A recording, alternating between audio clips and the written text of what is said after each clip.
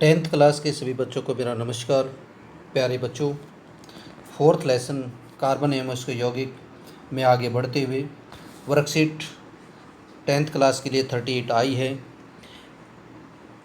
इस वर्कशीट में हम कार्बन और उसके अप्रूप के बारे में पढ़ेंगे। प्यारे बच्चों, अप्रूप क्या होते हैं? अप्रूप किसी एक तत्व के विभिन्न रूप। शर्त क्या है कि भौतिक गुणधर्म भिन्न होते हैं, अत्यंत भिन्न होते हैं, लेकिन रासायनिक गुणधर्म समान होते हैं, अप्रूप कहलाते हैं। यानी कि किसी अप्रूप क्या होते हैं, जैसे कार्बन के अप्रूप की परिभाषा पूछ ले तो किसी तत्व के विभिन्न रूप जिसमें रासायनिक गुणधर्म तो समान हो और भौतिक गुणधर्म भिन्न हो, तो ऐसे तत्व के ऐसे रूपों को अप्रूप कहते हैं। जैसे कार्बन के दो अप्रूप हैं, हीरा और ग्रेफाइट। अब इनमें अंतर आ जाए तो अंतर दोनों में क्वेश्चन ये आता है एग्जाम में कि कार्बन के दो अप्रूप लिखिए और उनमें अंतर स्पष्ट कीजिए। बच्चों, सबसे पहले हम संरचना के आधार पर अंतर देखते हैं। संरचना के आधार पर ग्रेफाइट संरचना, पहले हम इसकी संरचना जान ही लेते हैं, ये और अच्छा रहेगा। हीरे की संरचना कुछ इस प्रकार की होती है। देखिए ध्यान से, हीरे की संरचना और ग्रेफाइट की संरचना इस तरह से होती है, यानी 6 कार्बन आपस में जुड़े होते हैं ग्रेफाइट में, और हीरे में आप ये देख रहे हैं, हीरे में इस प्रकार से करीब करीब 6 जुड़े होते हैं। लेकिन ये क्या करते हैं, ये आपस में बहुत स्ट्रॉन्ग आबंध बनाते हैं। लेकिन ग्रेफाइट में ये लेयर बन जाती हैं। ग्रेफाइट में एक लेयर ये होगी, एक लेयर ये होगी, एक लेयर ये होगी, एक लेयर, और ये चिकनी हो जाती हैं, ये फिसलती भी रहती हैं। चलिए हम ये सारी बातों के बारे में पढ़ेंगे। अब अंतर स्पष्ट करते हैं इनमें। संरचना, एक दूसरे के ऊपर व्यवस्थित षटकोणीय तल, यानी ग्रेफाइट में षटकोणीय तल होता है। देखो ये रहा षटकोणीय, यानी 6 भुजाओं का। इसमें हीरे में होता है त्रिआयामी संरचना होती है, दृढ़ त्रिआयामी 3 डायमेंशनल स्ट्रक्चर होती है। इसके अंदर आबंध होता है। आबंध के आधार पर इसमें अंतर करें। ग्रेफाइट में कार्बन के प्रत्येक परमाणु का आबंध कार्बन के 3 अन्य परमाणुओं के साथ होता है। यानी यहाँ पे कार्बन के 3 अन्य परमाणुओं के साथ ये बंधा हुआ है। ये देखो, सॉरी, ये ग्रेफाइट का, इसमें देखो, हाँ, प्रत्येक मैं इसको थोड़ा सा दोबारा फिर करता हूँ बच्चों। ये जैसे कार्बन है, ये इसके साथ भी बंधा है, इसके साथ और इसके साथ, तो 3 कार्बन के साथ बंधा हुआ होता है ये। इसके बाद इसमें देखिए, कार्बन का प्रत्येक परमाणु कार्बन के 4 अन्य परमाणुओं से, ये 4 अन्य परमाणुओं से, हीरे के अंदर ये जो परमाणु है वो 4 अन्य परमाणुओं से ये बंधा हुआ है। जबकि ग्रेफाइट में एक कार्बन 3 परमाणुओं से बंधा हुआ है, हीरे में 4 परमाणुओं से एक कार्बन बंधा हुआ है। चलिए इसके रूप देखिए, मैंने ये कहा था ये लेयर बनने के कारण ये चिकना हो जाता है, स्लिपरी हो जाता है, जबकि हीरा सर्वाधिक कठोर होता है। इसमें ऐसा कोई स्लिपरी नहीं होता, चिकनापन नहीं आता। चालकता, प्यारे बच्चों, चालकता को आप इसी ढंग से ही समझना है। इसमें मुक्त इलेक्ट्रॉन होते हैं, क्योंकि ये चिकना हो जाता है, ये एक दूसरे के ऊपर इसकी लेयर फिसलती रहती है, इलेक्ट्रॉन स्वतंत्र हो जाते हैं, जिसके कारण ये मुक्त इलेक्ट्रॉन होते हैं। मुक्त इलेक्ट्रॉन होने के कारण इसमें चालकता का गुण होता है ग्रेफाइट में। हीरा कुचालक होता है विद्युत का। उपयोगिता, क्योंकि ये स्लिपरी करती हैं, फिसलती हैं इसकी लेयर्स, इसलिए स्नेक के रूप में काम होता है। स्नेक लुब्रिकेंट, यानी ग्रीस वगैरह के रूप में, पेंसिल लेड के रूप में इसका उपयोग होता है। हीरा बहुत कठोर होता है, इसलिए आभूषण बनाने में और उसे उपकरणों को काटने के उपकरण, जैसे शीशा वगैरह काटना हो तो उसमें भी हम इसको यूज करते हैं। हमने संरचना देख ली। अब बच्चों, कार्बन के 2 अप्रूप हमने पढ़ लिए, हीरा और ग्रेफाइट। लेकिन बच्चों, कार्बन का एक तीसरा अप्रूप भी है, C16 जिसे कहते हैं, और इसका पूरा नाम है C16 बकमिंस्टर फुलेरिन। ये काफ़ी लंबा नाम है, क्योंकि ये बकमिंस्टर फुलेरिन है। ये गोल गेंद की आकार का होता है, और इसमें आप देख रहे हो प्रत्येक 5 कार्बन एक दूसरे से बंधे होते हैं। आपने देखा हीरे में 4 कार्बन बंधे हुए थे एक कार्बन से, इसमें 3 कार्बन बंधे होते हैं और इसमें 5 कार्बन बंधे होते हैं बकमिंस्टर फुलेरिन 60 में। आगे बढ़ते हैं।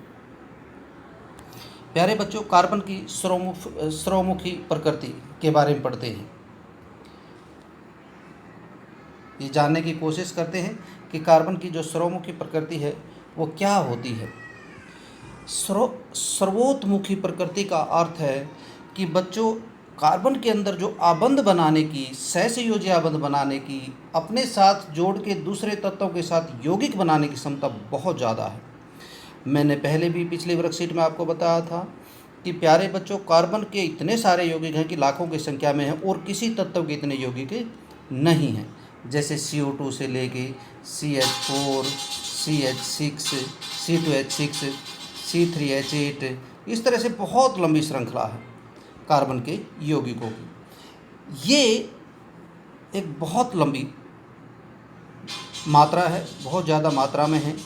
तो ये श्रृंखलन का गुण पढ़ते हैं सबसे पहले कि कार्बन में श्रृंखलन का जो गुण है, इसका मतलब बच्चों, कार्बन के साथ भी लंबी लंबी श्रृंखलाएं बनाता है।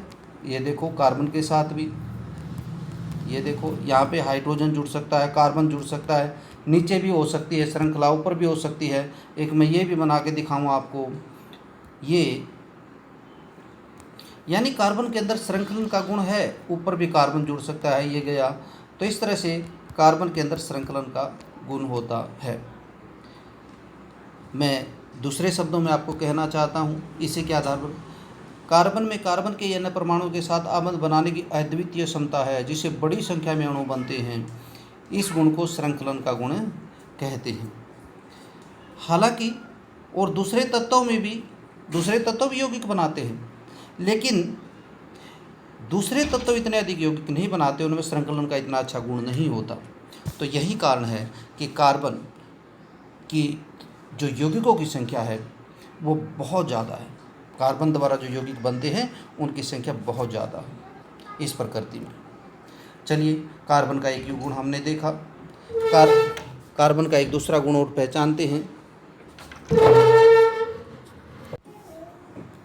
अब आता है कार्बन का जो दूसरा विशेष गुण है, जो इतनी लंबी संख्या में यौगिक बनाता है, वो है कार्बन की चतुस्संयोजकता।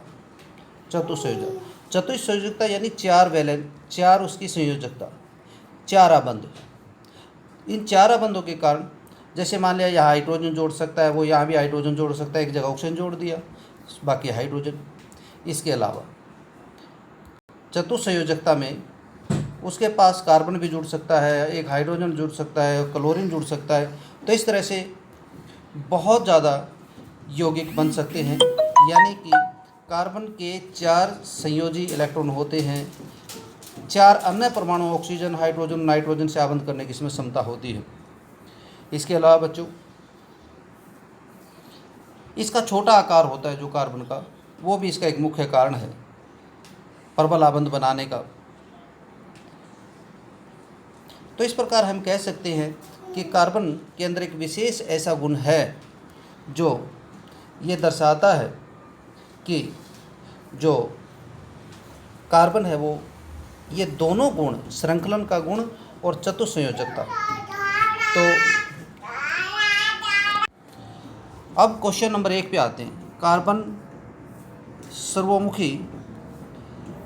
सर्वोतमुखी प्रकृति क्यों दर्शाता है। बच्चों, कार्बन में 2 गुण होने के कारण, नंबर 1 श्रृंखलन का गुण, नंबर 2 चतुस्संयोजकता का गुण। क्वेश्चन नंबर 2, कार्बन के परमाणु अधिक संख्या में यौगिक क्यों बनाते। इसका भी यही आंसर है कि कार्बन के अंदर जो 2 गुण, विशेष गुण है, एक श्रृंखलन का गुण और एक चतुस्संयोजकता गुण, जिसके कारण ये यौगिक अधिक मात्रा में बनाता है। क्वेश्चन नंबर 3, फ्लोरीन में कार्बन परमाणुओं की न्यूनतम संख्या कितनी है। बच्चों, C60 लिखा हुआ आपने अभी देखा था। तो कार्बन के परमाणुओं की संख्या 30 है और उसका आकार कैसा है, गेंद के आकार का। क्वेश्चन नंबर 4, एक बच्चा दोनों ओर से पेंसिल छीलकर बैटरी के दोनों टर्मिनलों से जोड़ता है। पेंसिल को दोनों तरफ से छील दिया और उसको दोनों साइड से बैटरी के टर्मिनल से जोड़ दिया। सिरों से बैटरी के, क्या परिपथ में विद्युत धारा प्रवाहित होगी? प्यारे बच्चों बिल्कुल होगी, क्योंकि पेंसिल का जो पेंसिल है दोनों ओर से जब छील दिया तो ग्रेफाइट बाहर निकल गया, जो वो सिक्का बाहर निकला वो ग्रेफाइट का है। ग्रेफाइट विद्युत का सुचालक है, तो इस प्रकार विद्युत धारा प्रवाहित होगी। कारण क्योंकि ग्रेफाइट विद्युत का सुचालक है। फ्री इलेक्ट्रॉन हो जाते हैं ग्रेफाइट में, हीरे में नहीं होते, हमने अभी अभी देखा था।